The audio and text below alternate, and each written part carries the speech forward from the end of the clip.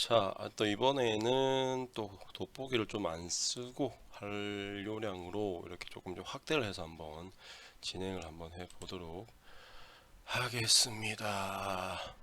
자, 아까 이야기했다시피 여기 보면 이제 요거 위에 거는 아까 이제 조건들 그거 맞추는 거기 때문에 이렇게까지 비교해서 볼 필요는 없을 것 같고, 아까 중요한 건 뭐다?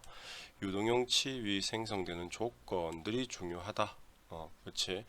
자, 뭐 연강을 절삭할 때 이런 말 나오는데, 연강은 강 중에 그냥 쉽게 말하면 연한 강, 가공이 되는 강, 뭐 이렇게 생각하면 되겠고, 이런 것들은 뭐 넘어가면 되겠죠. 자, 구성인선 봅니다. 구성인선. 자, 구성인선이 아까 중요한 게 영어 표현하고 한글 표현을 같은 말이라는 거를 알고 있어야 된다. 예전에 나 처음 공부할 때는 이게 다른 말인 줄 알고 한쪽만 외웠거든. 한쪽만. 그래서 빌터 배지로 나오는 문제를 맞췄는데 구성인선 나오면 틀리고 뭐 이런 거 나중에 알게 됐지. 나중에. 그래서 많은 시행착오를 거친 이런 이제 노하우들을 여러분들한테 알려주고 있으니까 열심히 들길 바랍니다. 자, 그래서 바이트 재료와 친화력이 강한 영강, 알루미늄, 친화력이 강해서 스테인리스 강을 절삭할 경우 바이트의 피삭제 미소 입자 그러면 칩에 되게 작은 부스러기 같은 것들이 녹아가지고 붙는 거, 착 되는 거, 요런 거를 우리는 구성인선이라고 하는데, 구성인선의 발생 순서가 그 다음에 발생 이렇게 됐지. 이렇게 됐다가 이제 생기기 시작한다는 거죠. 그럼 얘가 자라. 그 다음에 이제 최대한 커지고, 또 충격이라는 이런 것들에 의해서 분열이 시작되지. 이렇게 분열이 시작되고, 이게 탈락이 일어난다. 탈락이 일어나고, 그게 또 다시 반복된다. 그래서 여기서 보다시피 알겠지만, 여기서 보면 처음에 바이트 높이는 여기였어. 바이트 높이는 항상 같은데 그 밑에 이제 이렇게 구성인선이 생김을 해가지고 절삭하는 깊이가 달라져. 이렇게 다시 낮아졌다가 높아졌다가 이렇게 해서 표면이 울퉁불퉁하게 된다는 거지. 물론 이제 사람 눈으로 보일 정도로 울퉁불퉁한 건 아니겠지. 근데 정밀 부품 같은 경우에 울퉁불퉁한다는 거는 결합하는 부분에 문제가 생기니까, 결국은 뭐다? 구성인선하고 빌트 배지 같은 말인 요거는 뭐다? 나쁜 거다. 나쁜 거다. 그렇기 때문에 나쁜 거는 어떻게 해야 될까? 나쁜 거는 방지를 해야 돼. 자, 그렇게 되면 지금 여기 이제 원인을 한번 보자고. 바이트의 온도가 올라간다. 그러면 온도를 올라가면 식혀주면 되지? 그게 어떻게 하는 거다? 절삭유를 뿌린다는 거. 경사각이 작다? 자, 다시 설명하지만 윗면 경사각이라고 하는 경사각은 여기 공구의 윗면하고 요 수직선하고의 이루는 각도를 윗면 경사각이라고 하는 거라. 그래서 얘가 작다라는 거는 날이 바닥 썼다는 거지. 바닥 쓰면 당연히 저항이 많이 걸리고, 저항이 많이 걸리면 열이 많이 발생할 수밖에 없겠지. 그러면 윗면 경사각이 작을 경우에 발생하면 어떻게 한다? 윗면 경사각을 크게 해준다. 뭐 30도 이하 이런 거는 의미가 없어. 자, 그 다음 절삭 속도가 작을 경우, 이럴 때 생기는 원인이면 반대로 절삭 속도를 빠르게 해준다는 거고, 절삭 깊이가 크고 이송 속도가 적을 경우, 이런 것도 반대로 해주면 되지. 작게 이송 속도를 빠르게. 결국에는 또 경사면에 거치기가 좋지 못한 경우, 그래서 여기가 경사면, 자, 요걸로 하면 되겠네. 자, 여기 경사면, 여기 윗면이 거칠어 가지고, 거칠다는 거는 금속과 금속이 부딪히는 상태에서 거칠다는 거는 마찰이 많이 일어난다는 거야. 마찰이 많이 일어난다는 거는 결국에는 뭐 열이 많이 발생한다는 거지. 요점은 열이 많이 발생을 해서 녹아서 달라붙는다라는 게 이 빌터 배치의 기본적인 원리라. 안 좋은 거지. 그래서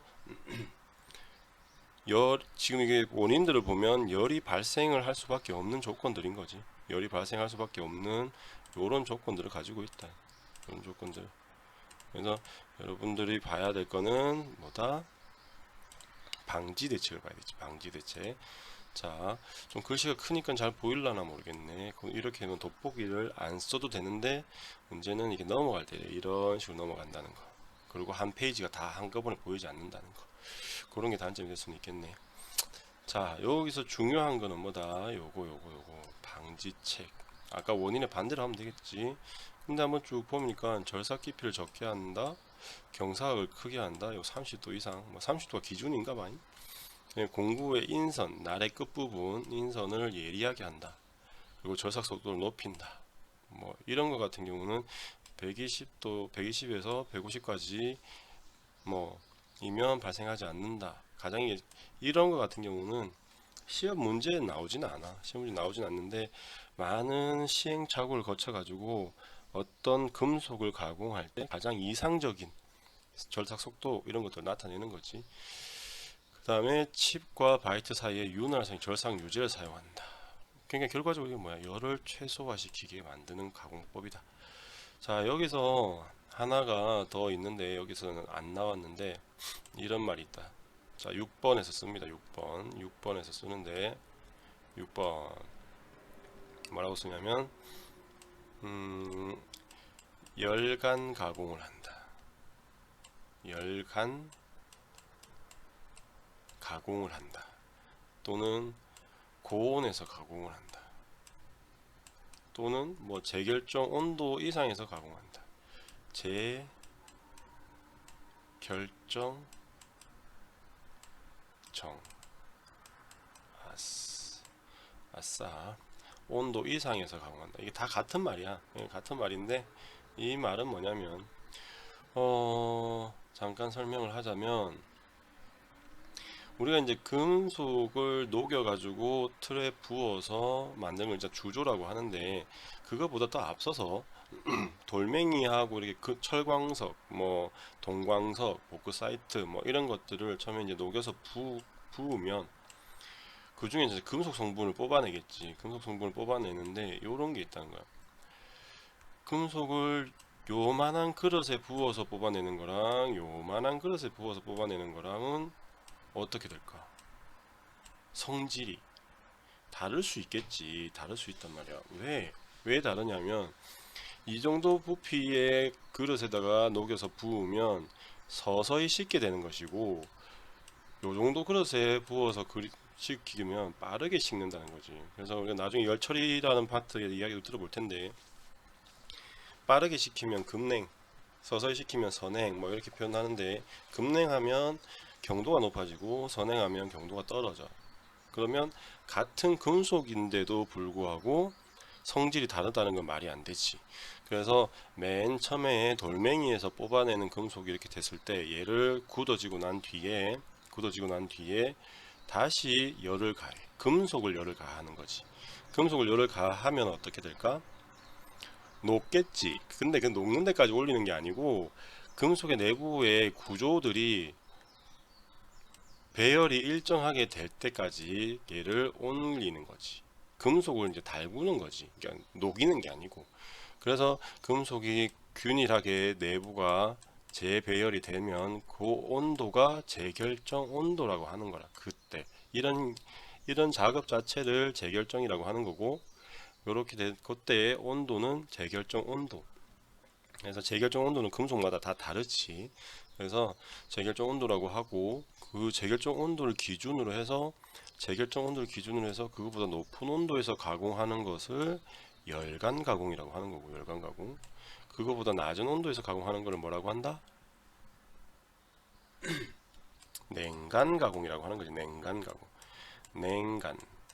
그래서 일반적으로 뭐 특수한 금속 빼고는 전부 다 최소 200도 뭐 물이 끓는 온도보다 더 높은 데서 재결정이 일어나기 때문에 우리가 사용하고 있는 가공법들은 전부 다 냉간 가공이라고 생각하면 돼.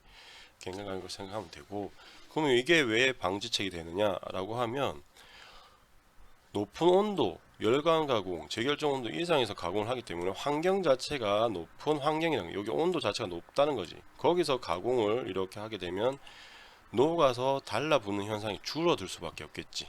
무슨 말인지 이해되나? 그래서 여기서 6번 요게 이제 나머지는 유동형 칩의 생성 조건하고 같은 현상이지만 아마 열간 가공이라는 부분으로 시험 문제가 나오는 경우가 있기 때문에 특히나 그거 보기로 많이 나오니까 요거 하나 추가해서 적어두기 바랍니다. 오케이. 자, 그러면 한번 싹 지우고, 자, 그래서 뭐 구성인선을 이용한다 뭐 이렇게 돼 있는데 이런 것들은 별건 없어. 결과적으로 이 장점을 이용한 것으로 실버 화이트 커팅 메소드 뭐 이런 거 있는데, 요거 같은 경우는 시험 문제에서는 구성인선에서는 시험 문제 나오는 것은 방지책이랑 그 다음에 여기 과정, 요렇게 시험 문제가 나온다는 거. 자, 그 다음에 절삭 이론 파트로 한번 넘어가서 보면, 절삭 이론 파트, 자 첫 번째 나오는 게 저항이다. 저항이라는 것은 버티는 거지. 저항한다, 대든다, 개긴다 뭐 이런 의미가 되기 때문에 깎으려고 할 때 저항하는 힘, 그게 절삭 저항의 세 가지 나눠져 있는 힘이다라는 거지. 힘. 그러면 여기 보면 주분력, 횡분력, 배분력 이렇게 돼 있는데, 보통 횡분력이라는 표현 잘 안 쓰고 이송분력이라는 표현 쓰고, 주분력이라는 표현은 주로 쓰긴 한데 또 다른 말로 절삭 저항, 이래 절삭 저항, 주절삭 저항이라고 한단 말이에요. 그래서 시험 문제에 이렇게 표현도 나올 수 있으니까 조심 잘 알고 있도록 하라 이 말이지. 그래서 여기서 우리가 일반적으로 공구가 여기 있고 공작물이 여기 있으면, 이렇게 공구는 제자리에 있지만 회전에 의해서 공구는 위로 깎으려고 할 거야. 위로 깎으려고 하는 방향은 이쪽이겠지. 거기에 저항하는 힘은 이쪽이 된다는 거야. 그게 주분력, 또 다른 말로는 주절삭 저항이라고 한다. 그러면 요렇게 있다가 여기서 이제 이렇게 이송을 하면서 깎겠지, 이동을 하면서 깎겠지. 요게 이송을 하는 것에 대한 저항은 요쪽 방향으로 생긴다. 요쪽 방향으로. 이송분력. 배분력은 등배자를 쓰는 거야. 뭐 활배근 이런 말 할 때 등배자를 쓰는 거기 때문에 이렇게 절삭 깊이 방향으로 파고 들어가는 힘에 대한 대응, 요쪽이 배분력이 된다. 그래서 요 세 가지를 일단은 알고 있는 거가 기본이 되는 것이고, 그 다음이 내하고 수업해본 사람 알겠지만 어떻게 배워야 된다? 주, 배, 이 순서로 배워야 된다. 주, 배, 이. 왜 7번부터 나오지? 아까 앞에 거 안 지웠나? 그래서 주, 배, 이 순서대로 외워야 돼. 주, 배, 이. 이렇게 외우면 주분력이 가장 크고, 그 다음 배분력이고, 그 다음 이송분력이다. 그래서 보통 교재 같은 경우 보면 그냥 순서상 주분력, 이송분력, 배분력을 이렇게 설명을 하는 경우가 많고, 아예 이렇게 설명을 해주면 더 좋겠지만, 가장 메인적인 걸로 본다라면 주분력 다음은 이송분력이고 이송분력 다음은 배분력이기 때문에 보통 그렇게 표현하는 건데, 우리는 여기서 주배이라는 것을 알아줘야 되겠다. 오케이. 자, 그 다음에 뭐 지우고 요것도 한번 지금 이제 하고 있는 상황이니까 눈여겨서 한번 봅시다. 절삭 저항의 변화를 주는 요소, 이걸 외울 필요는 없어. 그냥 상식적으로 생각해 보면 돼. 일감의 재질에 따라서 저항이 달라지겠지. 날끝의 모양에 따라서 달라질 수 있어. 절삭 면에 따라서 달라질 수 있어. 절삭 속도에 따라서 달라질 수 있어. 요런 거지. 그냥 요렇게 생각하면 되는 거니까 별거 없다는 거. 자, 그 다음에 보면 가장 메인은 요건데, 요거 계산식이지만 여러분들 요거는 그냥 무조건 맞춰야 되는 문제다. 무조건 맞춰야 되는 문제. 절삭 속도는 1000분의 파이 dn, 1000분의 파이 dn. 그러면 여기서 파이는 3.14, 원주율, d는 지름일 것이고, n 얘가 뭐다? 회전수다. 회전수. 그래서 절삭 속도를 구하라는 문제가 나오고, 또는 회전수를 구하라는 문제가 나온다. 그러면 n은 뭐야? 파이 d는 넘어가면서 밑으로 가고 1000은 넘어가면서 위로 가야 되겠지. 그러면 n은 파이 d분의 파이 d분의 1000v 255 v 이렇게. 그래서 회전수 구하는 문제도 많이 나오기 때문에 이거 같이 알아둬야 된다. 그러면 여기서 요것만 잠깐 볼까. 우리가 속도라 그러면 시간분의 거리지. 시간분의 거리인데 여기서는 회전하는 물체이기 때문에 거리가 뭐가 된다? 이렇게 원통이 이렇게 있으면 거리는 요 회전하는 원주가 된다는 거죠. 원주. 파이 d가 뭔데? 우리 원주 구하는 공식 아는가? 원주 구하는 공식 2 파이 r이지. 2 곱하기 r이 뭔데? d다 이거 d. 그럼 요거는 뭘 말하는 거냐고? 그렇지. 거리야 거리. 직선으로 가공하는 거는 여기는 l이 들어갈 것이고 원으로 가공하는 거는 파이 d가 들어간다는 거. 그래서 1000분의 파이 d에는 그냥 아주 기본적인 계산 문제다. 무조건 맞춰줘야 됩니다. 자, 그래서 밑에 한번 보면 드릴의 절삭속 작업에서 속도가 18m/min, 회전수가 115rpm, 지름은 얼마냐? 그러면 여기는 여기서 보면 여기가 18이 되겠지. 여기가 18이 되고 그 다음에 여기가 115가 되고 그럼 D를 구하래. 그럼 D만 남겨 다 넘어가면 되잖아. 파이는 밑으로 N도 밑으로 1000은 위로 이렇게 하면 D를 구할 수가 있겠지. 그렇지. 그래서 여기 보면 회사 1000분의 파이 dn인데 D는 미리 바꿔놓은 공식이야. 우리는 그냥 넣어서 바꿔도 되고. 자, 그래서 1000 여기 회전수 그 다음에 1000 곱하기 10% 응용하면 49.82. 여기가 미터인데 여기 왜 밀리미터로 되어 있습니까? 그거 바꿔주는 거 아닙니까? 그건 아니야. 원래 1000분의 파이 dn rpm이라는 거 안에 뭐가 들어가 있다? 레시오 퍼 미닛이라는 m이 여기 미터가 여기 미닛이 여기 들어가 있단 말이야. 그게 같이 약분되어져서 준다라는 거. 오케이. 자, 이런 문제는 무조건 맞춰야 돼. 자, 무조건 맞춰줘야 됩니다. 자, 그 다음에 다음 문제 한번 보면 이번에 이송 속도인데 이송 속도 이것도 기본적으로 이송 속도는 회전수 곱하기 이송 회전수 곱하기 이송. 보통 이송 F를 feed 해서 F로 쓰기도 하고 이송을 S라고 쓰기도 해. 기호로. 그래서 크게 뭐 영향 신경을 쓸 필요는 없는데, 자, 요거 같은 경우는 선반은 회전, 그지? 선반 회전하니까 1회전당 공구의 성량이고, 드릴하고 밀링감 같은 경우는 수직으로 움직이니까 1회전당 이동거리 뭐 이렇게 되는데 크게 뭐 구분할 필요는 없지 않을까. 근데 그거 한번 묻긴 한다 시험 문제에서. 그래서 요거는 기본적으로 뭐 V인데 F에 해당되는 V다, 뭐 피드에 해당되는 V다, 이렇게 해서 이송 속도가 되는 거지. 알겠습니까? 무조건 이거 아주 기초적인 거다. 뭐 밑에 있는 절삭 동력 같은 경우는 하겠지만 외워서 까먹을 수도 있겠지만 이것도 뭐 안 까먹게 할 건데, 일단 기본적으로 무조건 맞춰야 되는 요런 것들, 아니면 절삭 속도 이런 것들은 지금 여기서 할 거고, 요런 것들은 따로 한번 정리를 해 가지고 그렇게 하면서 지금은 한번 보기만 하고 넘어가겠다라는 거, 그거만 한번 생각해 주면 되겠습니다.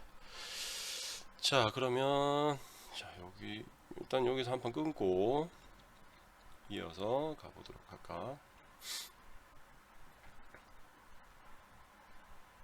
뿅.